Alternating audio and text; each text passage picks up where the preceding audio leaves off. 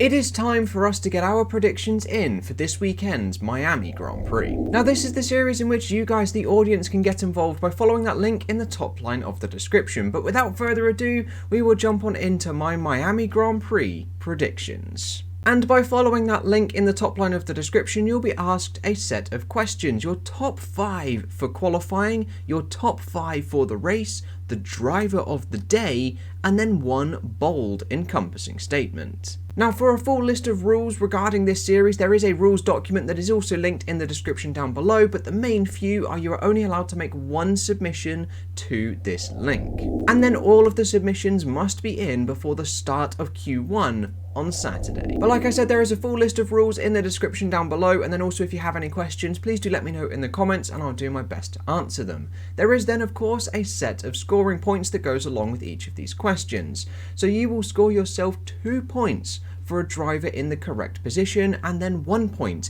if a driver is in the top 5 but not in the correct position. Then very similar scoring is done for the race, but you'll receive 3 points if the driver is in the correct position, and then again 1 point if they are in the incorrect position but inside your top 5. Driver of the day will receive just 2 bonus points, and then the bold statement has 3 varying levels of risk. Low risk statements will receive 2, medium risk 5, and then high risk 10 bonus points. So if you feel like you want to vote for something a little bit more high risk, something that is really difficult to predict, you could end up with maximum points coming away from this weekend. Or if you feel that you're lacking in points in the season's tally, then you can go for something a bit more conservative on the low risk side to sort of guarantee those 2 bonus points. And then new for this 2022 prediction series, you have the option to boost your entire weekend. Now you've got 5 chances to do this, and you will end up doubling your entire weekend's tally. However, you must decide whether to boost your score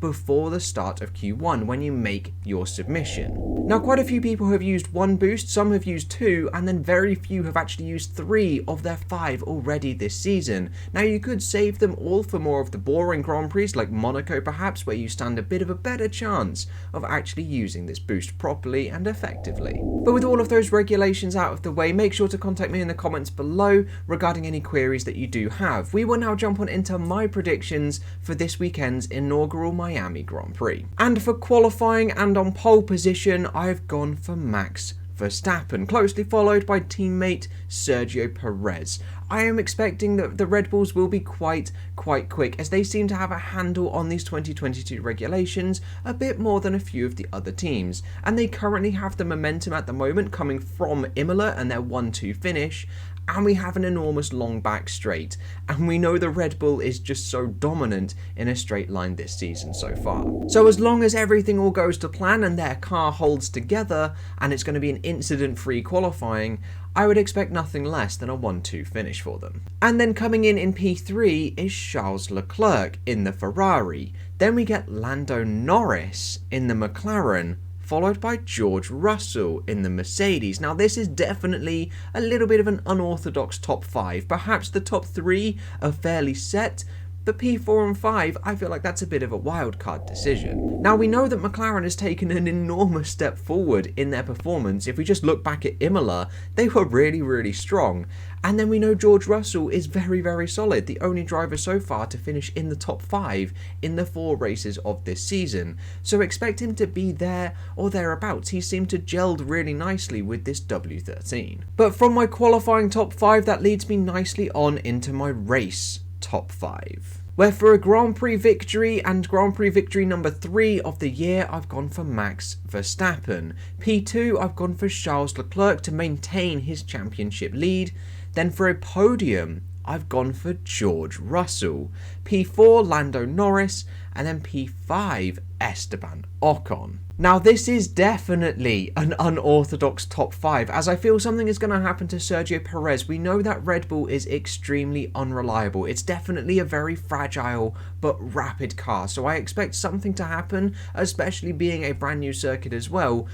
It could throw up some interesting surprises. But I do honestly expect that Verstappen and Leclerc, and even if Perez is up there and even in that top 5, for those 3 to just sort of waltz away. I feel it's going to be another sort of difficult weekend for Carlos Sainz as well, as that's why I haven't popped him in anywhere in any of these top 5s. he's just having a bit of a difficult season. And then I also think that George Russell is going to be able to continue his top 5 finishing form here in Miami, just beating out Lando Norris, with then the Alpine of Esteban Ocon picking up that final position in P5. Which means my driver of the day, I've gone for Max Verstappen. I do hope it isn't another lights to flag victory, but it would be interesting having 3 Grand Prix in a row that are Grand Slams. And then this leads me nicely on into my bold statement. Now I've gone for something that is medium risk, so I'll be rewarded 5 points if it comes correct. There will be 4 yellow flags in the race. Now, just 2 weeks ago in Imola, we had a record-breaking 5 red flags in qualifying. I am now predicting that there will be 4 yellow flags in the race overall. So 4 distinct periods of yellow flag racing. So it may lead to a virtual safety car, it may lead to a full safety car, but I think they're just going to be yellow flags for this weekend. Now make sure you guys do get involved in this series by following that link that is in the top line of the description to submit your predictions for this weekend's Miami Grand Prix. Now a huge big thank you goes to Sue Dawson and Elliot Crosson for their continued support over on Patreon. If you feel my channel is worthy of your financial support to help further me in my content creation career, there are a few options for you that are all listed down in the description below. Any form of financial support will receive a small little shout out at the end of the videos, so a big thank you once again goes to Sue Dawson and Elliot Crosson. Now I also just want to apologise for a lack of uploads this past week or so. Life has been a bit hectic at the moment, as unfortunately I didn't find the time to produce the data analysis for the Australian Grand Prix, but hopefully after Miami I might find a bit more of a routine.